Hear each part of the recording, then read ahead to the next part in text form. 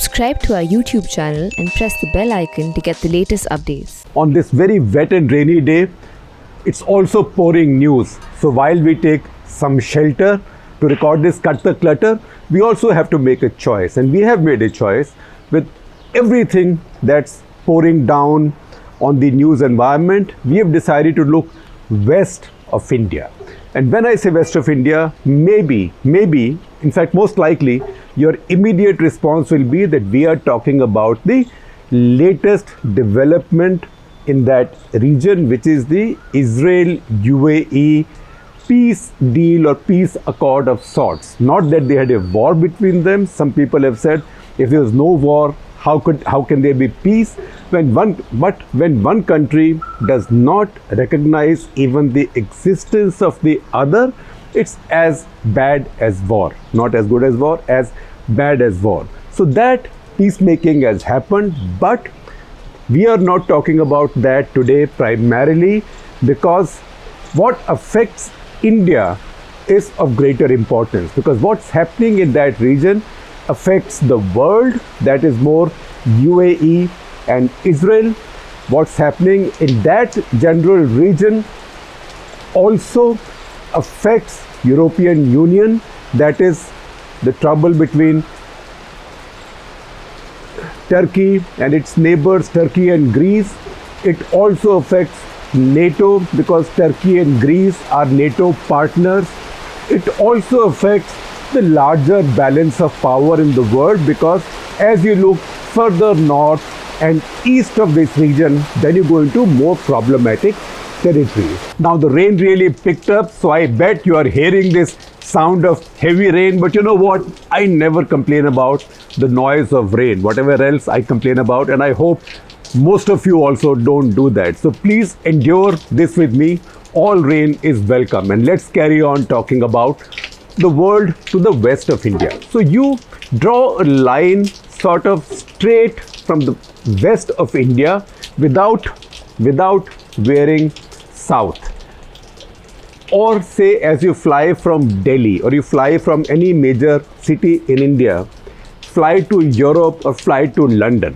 So see the flight path. Generally it will take you over Pakistan, Afghanistan, Iran, Turkey, and then into Europe. Turkey is the nation at the crossroads. Now, if you look at that region, and we are focusing on that first because that matters to India more than what has happened along the arc to the east of this one, parallel arc to the east of this one. In fact, you can use, if this is the west, this is north, this is west, then you can see, you can imagine the Persian Gulf. So we are for now talking about countries this side of the Persian Gulf, although the big change, the UAE-Israel deal has come this side of the Persian Gulf. Nevertheless, we've now seen what's happened as a result of this deal. Now, there are many countries and many forces which have immediately called it a stab in the back. And that's an expression, that's a metaphor you are going to hear very often in the next several days. So, Palestinian Authority, Mahmoud Abbas, who heads it, they've called it a stab in the back. They've recalled their ambassador from UAE, saying that this is a betrayal by friends, that is the Arab friends, UAE. Turkey has officially called it a stab in the back. Javad Zarif, the foreign minister of Iran, you read his article in the print yesterday, he has called it a stab in the back. The spokesman of Hamas also in Gaza has also called it, his name is Fauzi Bahoum, he's also called it a stab in the back. One country, however, on that westward arc is silent. That arc number one, which goes north, is silent, and that country is Pakistan, because that country is figuring out its options.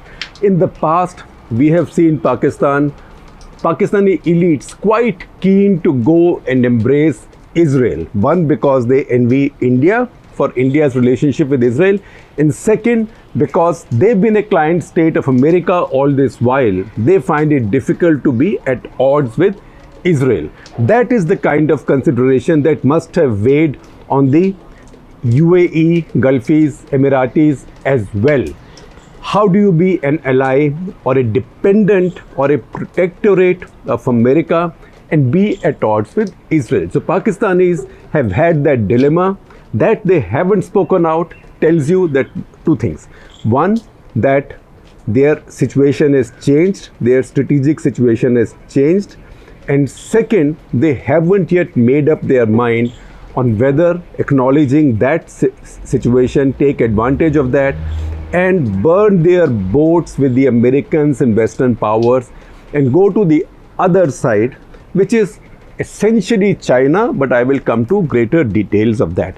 Now, if you look at that arc again, the northern arc to the west of India, that goes along Pakistan, Afghanistan, Iran, Turkey. That arc is filled with Asia's nuisance states. And I say that without a value judgment. Maybe all those 4 states will say India is a nuisance state. So they are welcome to say so. We'll have the argument when it comes up.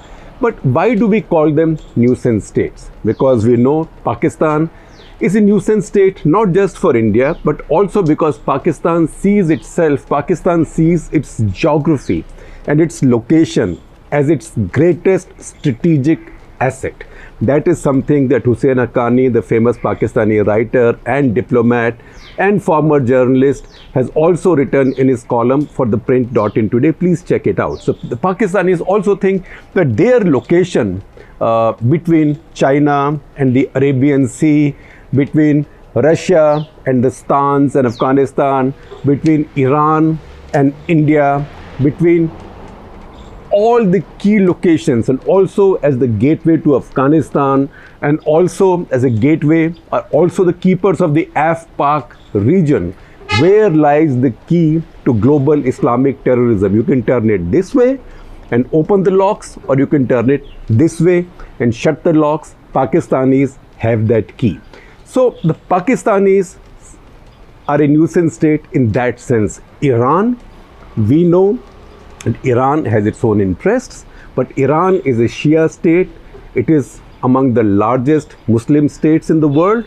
In that region, I would say countries which are in the 5 crore plus ballpark are the major populations. That is Iraq, Iran, Iraq's a bit less, Iraq, Iran, Turkey, Egypt. Those are countries with sizable populations. All the others are with much smaller populations. And these are all Muslim countries. But among these, Iran is a Shia country. Iran is also a Shia country, which is now the only stable Islamic country that is really active against Israel, because both Hezbollah and Hamas are Shia-oriented groups. Hezbollah operates out of Lebanon. Hamas operates out of Gaza Strip. Both draw sustenance, help, financial support, training, etc. from Iran. And Iran also then operates in Syria by the side of the Assad regime against Western interests. So Iran has the twin, or I would say a 3-level approach. One, to be seen in the Islamic world as the only clear challenger of the Western powers, namely America, the great Satan. Second, to be seen in the Islamic world as the only truly Islamic country, and to that extent a fortress or a savior of Islam, while the Saudis and the Gulfies are all sold out to the Americans. I should have said quote unquote. And third, because they are today an economic basket case, but they have the resource of oil. They have among the biggest oil resources in the world. So if they can get around these American or Western sanctions, then how can they leverage this and then punch, if not above their weight, punch according to what they think is their weight? And there they see allies in 2 other big powers. I told you, as you go north and the east of this arc, then you have 2 other interesting, much bigger states, that is Russia and China. So Iran, to that extent, plays games in all kinds of areas. Remember the fact or the suspicion that Iranians had an involvement in an attack on an Israeli diplomat's family in Delhi, a bomb attack, which fortunately was not fatal but caused severe injuries. Iranian involvement is widely suspected. So Iran doesn't think it beyond its own interests to cause trouble like this, even in countries that are friendly to it. So a nuisance state. Then you have Turkey. Turkey is now flexing its muscles. Turkey is a member of NATO. For a long time, Turkey thought it could become a member of the European Union for various reasons, good reasons. It could not become a member, one, because its human rights laws and rules simply would not pass muster with the Europeans. And second, because for the Europeans also to accept a purely Islamic country was a little bit tough at any point of time. And EU took a lot of new countries in Eastern and Central Europe after the end of the Cold War.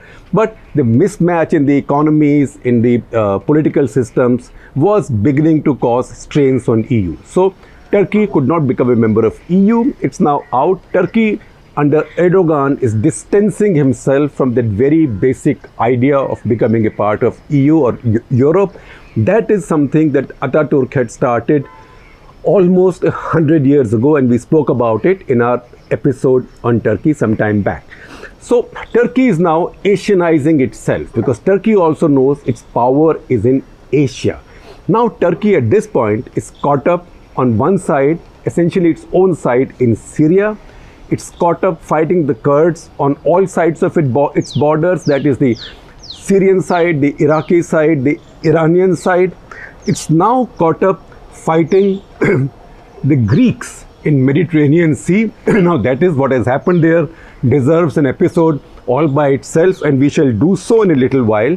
But this is also a fascinating conflict because we think that our region is complicated. If you think our region, the subcontinent, is complicated, you have to look at some of these regions. Look at the Mediterranean region, look at the Middle East, and look at the Mediterranean. Now right to the next of Turkey, along the Mediterranean coast, just 2 kilometers from the Turkish town of Kos, is a Greek island. Just 2 kilometers is an island, not very large, just about 10 square kilometers, but it's an island where a lot of tourists go. It also became very famous because it featured in an Oscar-winning film. You will see something of the film on the screen. Island is called Castello Rizzo. Now what is the issue there? The issue is because the island is there, the Greek claim that their continental shelf for their territory begins with the island, which means this island is 2 kilometers from the Turkish coast. It goes from there essentially right up to the Greek coast, more than 500 kilometers away, which would essentially mean that the Greek then claim that they have the right to explore all of that Mediterranean for oil and gas, and this is oil and gas rich country. Again, somewhere there is Cyprus. In fact, the day I had done a Katak letter on Lebanon and I said this is probably the most complicated small country in the world, somebody, a very wise viewer, responded by saying, oh, I think response was Cyprus to Lebanon. Shekhar Gupta thinks you are complex, let him check us out. So Cyprus has its own complex history. So Cyprus is also an island in that area. Cyprus has claims too. Turks and the Greeks have been fighting for a little bit longer than India and the Pakistanis, which is a few hundred years longer than the Indians and the Pakistanis. Also in 1920s, between 1917, 20, there was sizable fighting between the two sides, and then, as we know, there was a Treaty of Sèvres when these areas maps were redrawn and Turks are not reconciled to it. So the Turks under Erdogan want to change all of that. And Turks now have acquired that Ottoman complex again, that we were the preeminent force in the world for 600 years. Why should not be so now. Now, anybody can become delusional, so you can't grudge people becoming delusional, but it has consequences for your region, for your neighbors, and the world in general. That's why we say a nuisance state. So, as we speak, the Greek and the Turkish frigates are sort of bumping against each other. There's been a minor scrap, not a fight, but I think one has sort of hit the other. Not very different from Indian and Chinese soldiers pushing and shoving each other, just that in this case they are the frigates. The Turks also, because now under Erdogan they want to flex their muscle, they've been supplying arms to the rebels in Libya. That is something the French dislike, because remember, the French have had old interests in this area. They've had colonies in this area. Even Lebanon has been their colony. That's why Macron has visited Lebanon immediately after the blast. Now, it also so happens that in July, early July this year, the French Navy had stopped a Tanzanian civilian merchant ship going towards Libya, suspecting that it was carrying weapons for Libyan rebels. This was a French frigate, and this French frigate was then harassed by two Turkish warships. In fact, it was reported and confirmed that this French frigate was lit up, which is the sort of military language for somebody taking it into your radar range for firing a weapon. It was lit up by a Turkish naval ship's radar, after which the French said that they will not participate in any NATO exercises involving the Turks. So that has caused a commotion in NATO as well. So Turkey is the other big nuisance state. Now that becomes more complicated, because as you see in this Hussein Haqqani article also, which I'll share with you, but otherwise also in Imran Khan's statements and stuff Imran Khan has said and done lately, it does look like he's turning Pakistan's view or Pakistan's scope of foreign and strategic policy from the Arab world, from the Gulf world to the Turkic world. And this has come up in his language and his discourse quite a lot. Even when he spoke at the UN last year, he talked about the slave dynasty. He said the Prophet was so egalitarian that his Islam even allowed slaves to become rulers of the subcontinent. So the slave dynasty was formed. Those were slaves of the Turks. And a lot of the invaders or a lot of the people who came and settled or occupied the subcontinent were of Turkic origin. And we know that in that period, medieval history, Turkey was the preeminent military power.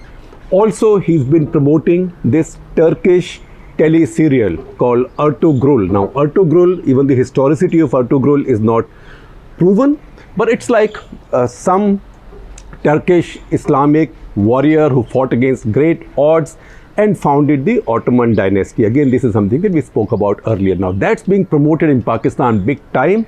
It's a 150-part tele-serial on Netflix. Not only is it being shown in Urdu, but now also being translated in other Pakistani languages, to begin with Sindhi. So what is Pakistan doing in this case, or what is Imran Khan and maybe his masters, the army, are doing now, is to try and turn away Pakistan's strategic interest or strategic stakes from the financial or economic powers of the Muslim world. That is the Arabs. Arabs have the money, they have the oil, the Gulfis, but they don't have manpower, they don't have military power, and they don't have huge territory which is strategically located, unlike Turkey, Iran, etc. So Imran's Pakistan is now turning attention towards Turkey, because one, it represents the glory of Islam in the subcontinent in the medieval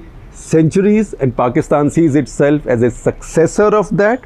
And second, because Turkey is a military power, Iran is a sizable military power. It just so happens that one, is at odds with the West. One is technically an ally of the West, Turkey, but increasingly at odds with the West. And the Pakistanis think that they are better off joining hands with them because the Arabs are no military power. They have never been so. It so happens that the first Muslim invader to come to India was Arab, Muhammad bin Qasim. But the Arabs since then have not been a military power. It was the Turks, the Ottomans, who controlled the Arab world, including the holy places there. So what Imran is now doing, Imran is pivoting, or what Pakistan is doing, is to pivot from the Arab Islamic world to the Turkic Islamic world. That seems to be a decision, and that then reflects in many things that we have seen. That reflects in the speeches that Erdogan made, Erdogan and Imran made at the UN. After that UNGA session, three leaders of Islamic world outside the Arab world, that is Turkey, Pakistan and Malaysia, Mahathir was there then, they had met separately. They even agreed to launch a TV channel, Islamic TV channel, to counter what they called as Islamophobia in the Western world. Now the exclusion of the Arabs was very important. After that they tried an Islamic summit in Kuala Lumpur, which Pakistan first decided to attend. They invited Saudis and the Gulfis also, but everybody got the message that this is a counter coming up to OIC and to the Gulf Arab power. So Saudis decided not to go and let the Pakistanis know that there will be consequences. Pakistanis, being cash strapped at that point, did not go. Now we have seen again over the last week or 10 days, Pakistan's foreign minister Shah Mahmood Qureshi say really rude things about Saudi Arabia, saying that unless you organize a summit, OIC summit on Kashmir, then we'll find other backers. That is as good as an ultimatum to say that now I am going in the other axis. I am setting up another axis of the Islamic world. Chief of Pakistani Army Staff, Qamar Ahmad Bajwa, is on way to Saudi Arabia to apologize to them or assuage them. And the Saudis have also responded by asking the Pakistanis first to pay back $1 billion that they owed them. So Pakistanis have borrowed that money now from China to pay back to the Saudis. But this is a risk that the Pakistanis have taken. So this is how this geopolitics around the country is changing. Now we can talk about the Arab-Israel deal, and we will do so in the course of time. But let me conclude it today on this larger note, because this is of much greater importance to us in India, because our fate is linked to this arc much more than the other arc. Although the Gulf now is a friend of India, Israel is a friend of India. It's excellent if the Arab countries increasingly make friends with Israel. Egypt and Jordan have already recognized Israel. UAE does it. Bahrain and Saudi Arabia can't be far behind. But some others remain. There is a quote here that I will use from Jonathan Spare, who is the Middle East Center, who works at the Middle East Center for Reporting and Analysis. And this is from an article that he wrote in May in Jerusalem Post, and we'll share the link with you. He said Ankara, that's Turkey, Ankara, Islamabad and Kuala Lumpur, with Qatar as an additional partner, today constitute an emergent power nexus built around a common orientation towards conservative Sunni political Islam. The nexus is united as much by common enmities as by common affections. So you know who the hint is at. I don't have to translate that for you. All of you are too smart for me to be idiot-proofing this. Then he goes on to say, with the help of gas-rich Qatar, growing epicenter of political Islam, they think they can become the growing epicenter of political Islamism, which is Muslim Brotherhood. Qatar and Turkey are pretty much now the Muslim Brotherhood countries, and I was not surprised to see a lot of the Al Jazeera journalists have a meltdown last night when this deal was signed between Israel and UAE. And he goes on to say that they believe this new epicenter of political Islamism will come up, eclipsing conservative Gulf monarchies. And then he says, add to this the most populous Muslim nations. Hopefully Indonesia, they haven't got there yet. But if Indonesia also comes in, then you have, if you get Indonesia also on the side of political Islam, then you have a very formidable coalition representing hundreds of millions of Muslims under the banner that wants to change the Middle East and challenge American allies. Now you might say, how can you count the Iranians anywhere close to this, because they are Shiite and this is a Muslim-Sunni alliance. So Iranians also take a call at any point of time. They are the most consummate diplomats in terms of what is more important for them. Fighting America, to be seen as enemies of America and Israel, and thereby claiming the leadership of the entire Muslim world, or joining an alliance like this, in which case the leadership of the Muslim world is not guaranteed to them. So knowing the way the Iranians function, chances are that they will play both sides, because that's also the method in this region of the Middle East, and it's been so for hundreds of years, not today. Now, there's a quote also that I pick up from a Bloomberg story that we published today, also shared with you, from Paul Sullivan, expert at National Defense University of Washington, who says that Hamas, Hizb and Muslim Brotherhood, read Qatar, Turkey, increasingly Pakistan, but Pakistan, as we told you earlier, is silent as yet. So he said Hamas, Hizb, which will also read Iran in the middle, Muslim Brotherhood they will try their best to kneecap this deal. That means to destroy this deal. Let us see if they are able to do this. So this deal, which has taken place essentially on the other side of the Persian Gulf, has actually caused a commotion on this side of Persian Gulf and given us the opportunity to focus on several of these powerful states, including Pakistan, which are nuisance states but also very powerful with large militaries and large Muslim populations as well. As far as the UAE-Israel deal is concerned, we told you about all the usual critics, but interestingly in America it has had bipartisan support. Even Joe Biden has supported it, and Donald Trump, as you would expect, has gone on with a statement saying, why are you calling it the Abraham deal? Now, the Abraham deal is the name that the American ambassador to Israel gave it, because he said that this is between Muslims, Jews and Christians, all of which are religions going back to Abraham. So in the Indian discourse, very often Indian Hindutva discourse, they are very often called the Abrahamic religion. So that's why the Abraham deal. But Biden supports it, and there is a tweet I'm sharing with you from Richard Haas, President of the Council on Foreign Relations, who says it's a very good idea. So he's gone on to say if Israel had gone on to annex more territories on the West Bank, this would have also threatened Israel's existence as a democratic polity. Very interesting point, and reminds me of Lekar's Little Drummer Girl. I'm sure many of you have read it or at least seen the movie, or maybe both. So in the Little Drummer Girl, the character that fascinates me, or that fascinated me when I read the book when I was a little bit younger than this, is not Charlie, played by Diane Keaton, who's the main character in the film, but it is Joseph, the Israeli spy, the Mossad agent who's her case officer. That was played by the Greek actor Borgo Voyages. Now, there is a place in the book which explains Joseph's dilemma. And Joseph's dilemma is, while he's a Mossad agent and very patriotic Israeli, his dilemma is that if in Israel all the Arabs in occupied territories also get the right to vote and become equal citizens, then Israel will no longer be a Zionist country. It will no longer be a Zionist republic. But if you don't give them the right to vote and equal rights as citizens, then Israeli can't be a democratic republic. So how do you deal with that dilemma, that you have all these Arabs who you don't want to treat as equals, still want to call yourselves a liberal democracy, but give them the rights and they become more than you because you have their territory? How do you call your country a Zionist republic? So to some extent, now by Netanyahu agreeing not to annex more areas, he may be resolving that problem as well, or at least that is what Richard Haas is hoping in this tweet.